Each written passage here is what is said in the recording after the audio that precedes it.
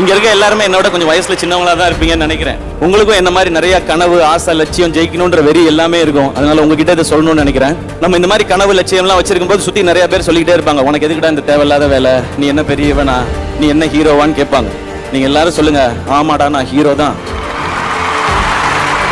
என் வாழ்க்கைக்கு நான் தான் ஹீரோ, என் தகுதியை நான் தான் முடிவு பண்ணுவேன்னு சொல்லிட்டு போயிட்டே இருங்க. நம்மள மாதிரி தனியா வர்றவங்களுக்கு உழைப்பும் கனவும் தான் பேக்ரவுண்ட். அந்த கிரவுண்ட்ல நம்ம ஆடுறது தான் கேம், நம்ம அடிக்கிறது தான் சிக்ஸர். இன்னைக்கு கூட ஸ்டார்ட் பண்ணுங்க. டே 1 இந்த உலகம் நீங்க யாரோன்னு சொல்லும். ஒன் டே நீங்க யாருன்னு இந்த உலகமே சொல்லும்.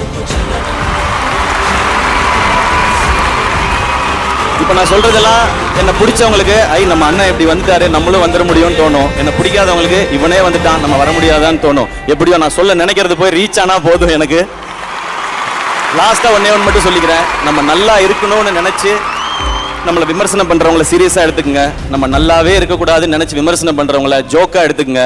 தீஸ் கைஸ் ஆர் ஃபன்னி கைஸ்யா அப்படின்ட்டு போயிட்டே இருங்க.